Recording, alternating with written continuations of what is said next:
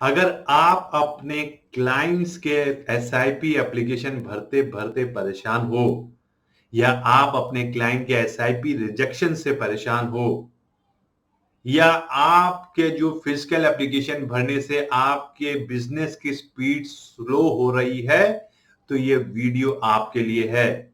इस वीडियो में मैं आपको 3 सिंपल तरीके बताने वाला हूं जिससे आपको ये सारी परेशानियां कभी नहीं होंगी। आपको बार-बार एप्लीकेशन भरने की जरूरत नहीं होगी, लेकिन सबसे इंपॉर्टेंट आपके एप्लीकेशंस रिजेक्ट नहीं होंगे। Hello everyone, I'm Shobit. I'm a FinBiz growth expert and founder of FinBiz Growth Club. We are an aspiring community of new age mutual fund distributors. और जो पहला तरीका मैं आपके साथ शेयर करने वाला हूं, उसको कहते हैं वन टाइम मैंडेट और ओटीएम। पहले समझते हैं ओटीएम होता क्या है। ओटीएम एक चेक बुक है या चेक लीफ है, अगर हम कहें ये एक चेक लीफ है जो हम एक पर्टिकुलर एंटिटी के लिए इश्यू करते हैं।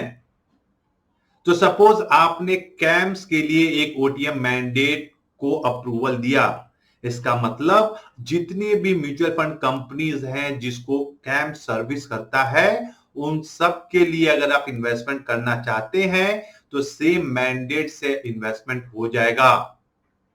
ओटीएम का फायदा क्या है? इसका फायदा यह है कि क्या तो उसको बार बार नेट बैंकिंग से, एटीएम कार्ड से, चेक से इन्वेस्टमेंट करने की जरूरत नहीं है। या अगर वो वन टाइम इन्वेस्टमेंट करना चाहता है या एसआईपी करना चाहता है, सिर्फ उसके अप्रूवल से इन्वेस्टमेंट हो जाएगी। चलिए समझते हैं पहले कैम से कैसे इस प्रोसेस को फॉलो कर सकते हैं। जो सबसे पहली बात समझनी हमको है वो ये कि जो मैंडेट है, जो अगर हम कैम्प्स के वन टाइम मैंडेट को रजिस्टर कर रहे हैं या अगर आपका क्लाइंट इन 16 म्यूचुअल फंड में से किसी भी म्यूचुअल फंड में इन्वेस्टमेंट करना चाहता है, तो आपको कैम्प्स का ओटीएम मैंडेट रजिस्टर कराना होगा। कैसे क्या प्रोसेस फॉलो करना है, चलिए उसको समझते हैं। जो सबसे पहला तरीका है या जो तरीका आपको फॉलो करना है वो ये है कि अगर आपका एग्जिस्टिंग इन्वेस्टर है, उसका ऑलरेडी कैम्प्स के किसी म्यूचुअल फंड स्कीम में इन्वेस्टमेंट है, तो अगर आप देखें लेफ्ट हैंड साइड में आपको क्रिएट वन टाइम मैंडेट दिखता है।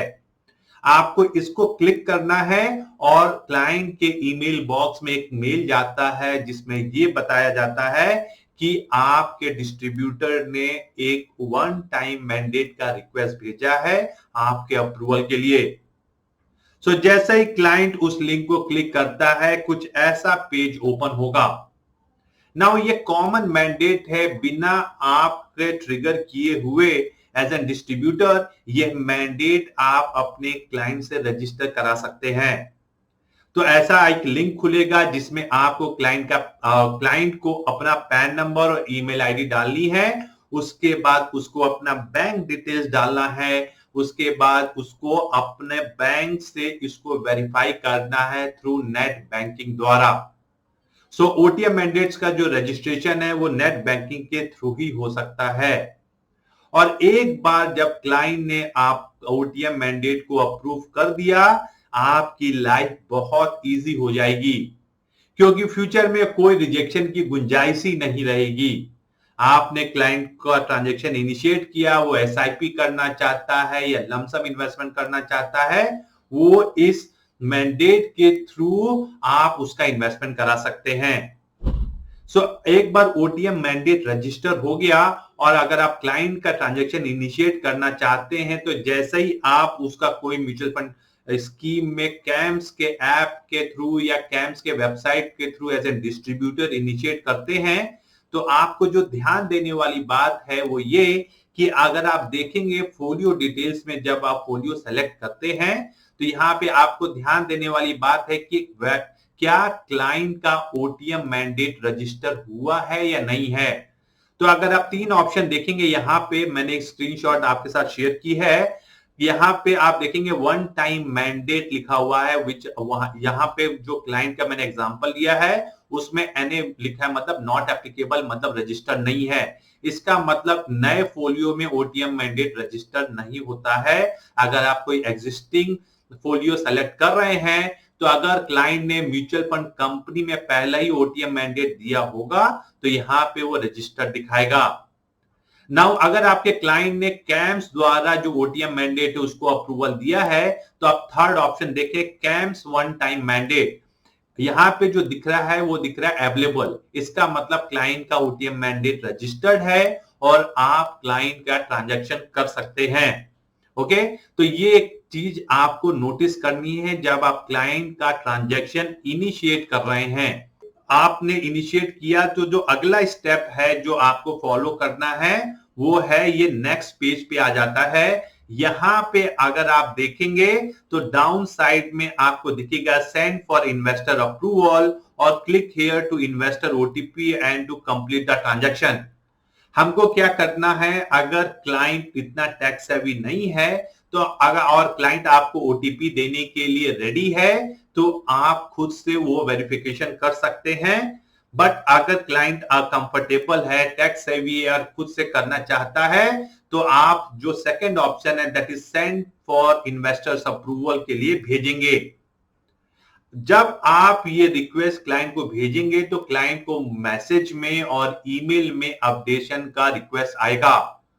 उसके बाद क्लाइंट को क्या करना है, उसके बाद क्लाइंट को जब ये मैसेज खोलता है जो लिंक उसमें भेजी गई है अप्रूवल के लिए, तो वहां पे अगर आप देखेंगे तो ड्रॉप डाउन बॉक्स में दो ऑप्शन दिख रहे हैं नीचे अप्रूवल के लिए, नेट बैंकिंग या existing COTM that is CAMS one time mandate.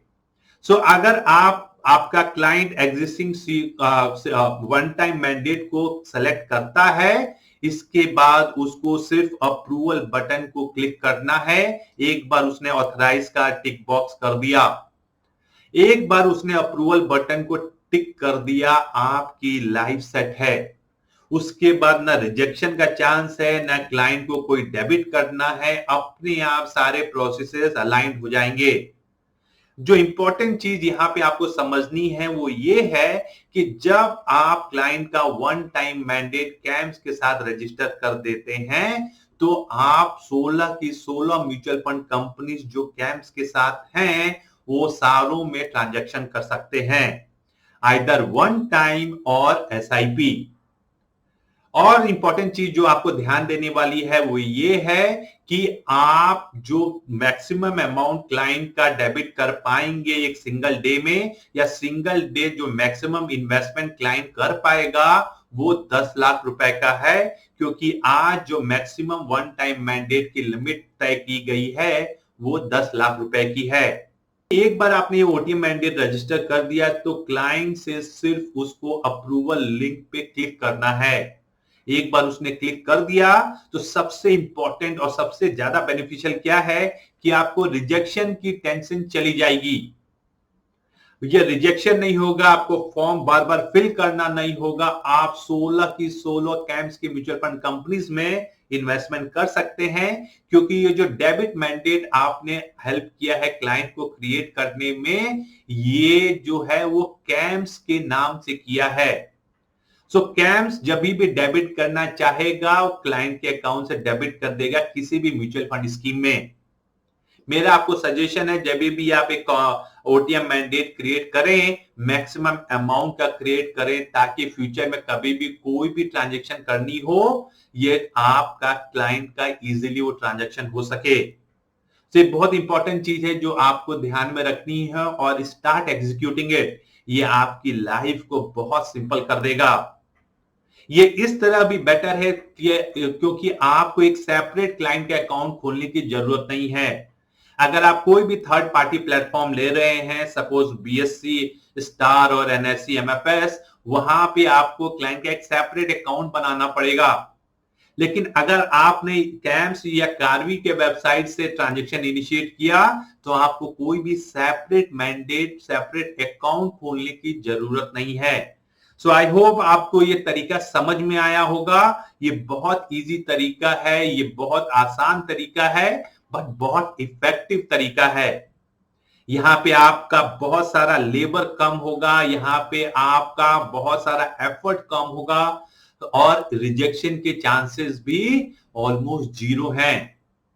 Other benefit ये है कि आपका अभी रेस्ट्रिक्शन जो जोग्राफिकल रेस्ट्रिक्शन है या वो जीरो हो जाएगा। अगर आपका क्लाइंट किसी दूसरे शहर में है, किसी दूसरे प्रदेश में है, तो आपको फिजिकल फॉर्म फिल करवाने की जरूरत नहीं है। घर बैठे बैठे आप कभी भी क्लाइंट का ट्रांजैक्शन कर पाएंगे।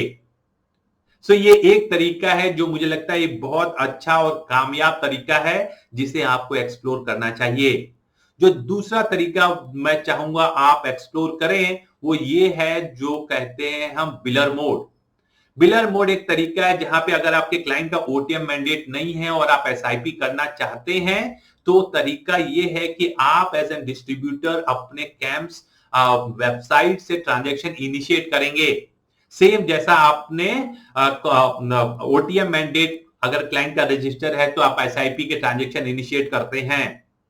एक बार जब आप इनिशिएट करेंगे तो क्लाइंट के पास लिंक जाएगा अप्रूवल के लिए। अभी हम देखते हैं कि क्लाइंट को अप्रूवल के लिए क्या प्रोसेस फॉलो करनी है। जो सबसे पहले चीज क्लाइंट को करनी है वो ये कि उसको यहां पे अपना बैंक डिटेल्स भरना है, या आपने अगर पहले से बैंक डिटेल्स भर के भेजा है तो वो बैंक डिटेल्स यहां पे अपने आप पॉपुलेट होगा।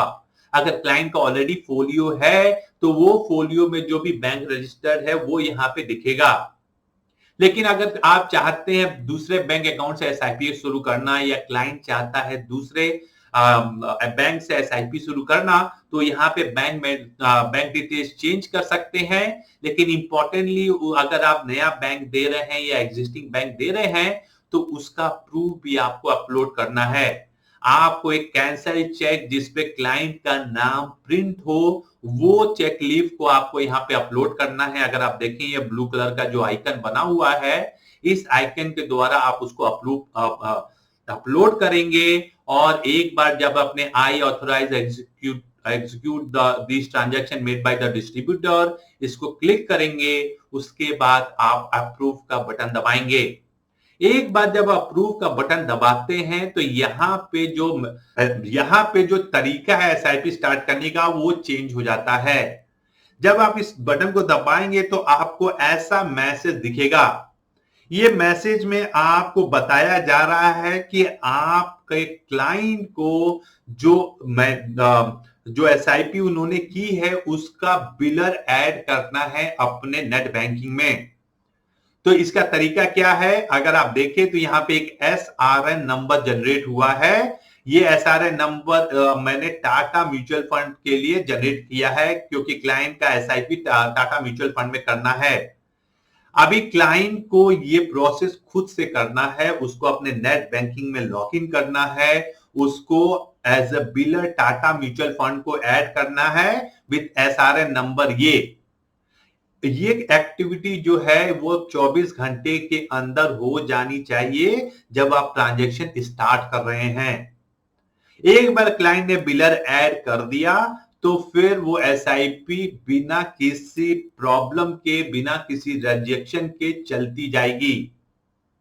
जैसा मैंने आपको बोला, ये जो टास्क है बैंक डिटेल्स डालना और कैंसिल चेक अपलोड करना और म्यूचुअल फंड कंपनी को एज अ बिलर ऐड करना, ये सारा काम जो है वो क्लाइंट को करना पड़ेगा, कस्टमर को करना पड़ेगा। ये सारे प्रोसेस से अच्छा है कि अगर आपने एक बार एक कॉमन मैंडेट और ओटीएम मैंडेट क्लाइंट का रजिस्टर करा दिया तो आपकी लाइफ बहुत इजी हो जाएगी। क्लाइंट ने कभी इन्वेस्टमेंट किया हो या ना किया हो, आप क्लाइंट का ओटीएम मैंडेट कभी भी रजिस्टर करा सकते हैं कैंप्स के लिए। वो मैंडेट क्रिएट करने का लिंक मैं नीचे डिस्क्रिप्शन बॉक्स में दे दूंगा। आप प्लीज सारे कंपनीज के ओटीएम मैंडेट और कैंप्स का ओटीएम मैंडेट रजिस्टर करा लें। जो दूसरी अच्छी चीज है वो ये है कि आप मल्टीपल बैंक्स का ओटीएम मैंडेट क्रिएट करा सकते हैं। तो आपके क्लाइंट का अगर मल्टीपल बैंक अकाउंट्स है और सारे अकाउंट से वो इन्वेस्टमेंट करना चाहता है, फ्यूचर में कभी भी पॉसिबिलिटी आ सकती है, तो आप क्लाइंट के साथ बैठ के उसका ओटीएम मैंडेट रजिस्टर करा लें, ताकि फ्यूचर में कभी भी आपको कोई भी बैंक से ट्रांजैक्शन करना हो जिसमें भी क्लाइंट का पैसा अवेलेबल हो, आप उसको करा पाएंगे। तो ये था तरीका कैम से एसआईपी रजिस्टर कराने का, ताकि आपका एफर्ट, आपका टाइम, आपकी एनर्जी, मोर इंपॉर्टेंटली विदाउट किसी रिजेक्शन के, विदाउट किसी हेडेक के आप कर पाए। ना अभी चलिए बात करते हैं, अगर हमको Karvy related mutual fund companies में इन्वेस्टमेंट करना है, हमको एक्सिस में करना है, हमको यूटीआई में करना है, अगर वहां करना है एसआईपी, तो क्या तरीका है। मैं आपको स्टार्टिंग में बता दूं, जो कैम्स की फैसिलिटी है वो मच बेटर है, बहुत इजी है आपके क्लाइंट के लिए। लेकिन के फिनटेक की जो फैसिलिटी है वो थोड़ी उतनी अच्छी नहीं है। अगर लेकिन फिर भी आप क्लाइंट के एसआईपी को रजिस्टर कर पाएंगे डिजिटल मोड में। और चलिए बताता हूं कैसे आप कर सकते हैं। तो एक बार जब आप अपने लॉगिन में एज ए डिस्ट्रीब्यूटर जाते हैं, तो आप देखेंगे यहाँ पे न्यू ट्रांजेक्शन्स में एसआईपी, यहां पे आपको डिजिटल मोड सेलेक्ट करना है। एक बार आपने डिजिटल मोड सेलेक्ट किया तो आपको ये सारे ऑप्शंस दिखते हैं। यहाँ पे दिखता है एग्जिस्टिंग फोलियो एसआईपी रजिस्ट्रेशन, मतलब क्लाइंट का ऑलरेडी कोई फोलियो है किसी म्यूचुअल फंड स्कीम में जो कार्वी द्वारा सर्विस की जाती हैं। रिलायंस हो गया, यूटीआई हो गया, एक्सिस हो गया। अगर ये सारी कंपनियों का में इन्वेस्टमेंट है तो आपको यहाँ पे एग्जिस्टिंग फोलियो चूज करना चाहिए। अगर आप नया फोलियो क्रिएट करना चाहते हैं तो आप नया फोलियो भी कर सकते हैं। विद पेमेंट करना चाहते हैं या विदाउट पेमेंट करना चाहते हैं, वो भी ऑप्शन अवेलेबल है। सो आपने एक बार ये ऑप्शन सेलेक्ट कर लिए तो उसके बाद आपको सारी डिटेल्स भर के जो लास्ट में आप आएंगे इस ऑप्शन में, तो आपको दिखेगा ISIP। वंस आप ISIP को चूज करते हैं और सबमिट करते हैं तो ये मैंडेट क्लाइंट के पास उनके ईमेल में और मोबाइल में जाता है वैलिडेशन के लिए, अप्रूवल के लिए। तो अगर वो अप्रूवल करना है तो क्लाइंट का इंटरफेस कैसा दिखता है, चलिए उसको एक बार देख लेते हैं। अगर क्लाइंट को ऐसा मैंडेट दिखता है जहां पे उसको सारी डिटेल फिल करनी है, और अब अगर एग्जिस्टिंग फोलियो है तो फोलियो में जो बैंक मैंडेट्स हैं वो भी आपको दिखेंगे, या क्लाइंट नया कोई बैंक से डेबिट कराना चाहता है तो न्यू बैंक को भी सेलेक्ट कर सकता है। इसके साथ क्लाइंट को एक कैंसिल चेक भी अपलोड करना है, और ओटीएम में ओटीपी आएगा अप्रूवल के लिए, वो यहां पे डाल के उसको कंफर्म करना है। एक बार अगर क्लाइंट ने यहाँ पे कंफर्म कर दिया तो यहाँ पे के फिनटेक में या जो कंपनियां के फिनटेक से सर्विस होती हैं, वहां पे जो डिजिटल एसआईपी का रजिस्ट्रेशन है वो सिर्फ बिलर प्रोसेस द्वारा है, जो मैंने आपको बताया। यहाँ पे आप वन टाइम मैंडेट का कार्वी के और के फिनटेक के नाम पे जनरेट नहीं कर पाएंगे। सो ये एक दूसरा तरीका है जहां पे आप बिलर के द्वारा क्लाइंट को as an biller mutual fund company को ऐड करना है विद सीआरए नंबर, ताकि वो एसआईपी रन कर सके। सो ये भी एक तरीका है अगर आप कार्वी या के फिनटेक से जुड़े किसी म्यूचुअल फंड कंपनी में इन्वेस्टमेंट कराना चाह रहे हैं। तो ये एक दो तरीके हैं जो आपको बहुत ज्यादा सहूलियत देंगे, आपके एफर्ट को बहुत ज्यादा कम कर देंगे।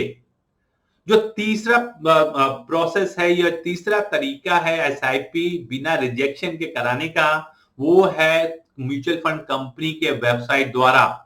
आप जिस म्यूचुअल फंड कंपनी में क्लाइंट का एसआईपी कराना चाहते हैं, उस कंपनी के वेबसाइट पे as a mutual fund distributor register करें।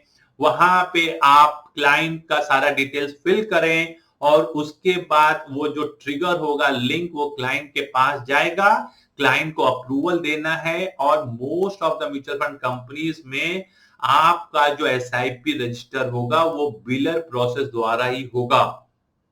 तो वो भी एक लंबा प्रोसेस है, लेकिन अगर आप ऑनलाइन करेंगे तो वहां पे रिजेक्शन का चांसेस बहुत जीरो है। ये भी ध्यान रखना है कि अगर आपके क्लाइंट ने कभी पहले किसी कंपनी के साथ एसआईपी की है, ओटीएम मैंडेट भरा है, और वो ओटीएम मैंडेट अभी भी एग्जिस्टिंग है, तो आप as an without biller process भी फॉलो कर सकते हैं, जो मैंने आपको सबसे पहले बताया। तो ये जो 3 तरीके हैं ये आपके एफर्ट को बहुत ज्यादा कम कर देंगे, आपके रिजेक्शंस को कम कर देंगे, आपको बहुत ज्यादा सहूलियत देंगे, आपके टाइम को बचाएंगे ताकि आप अपने बिजनेस को ग्रो करने में अपना एफर्ट लगा सकें।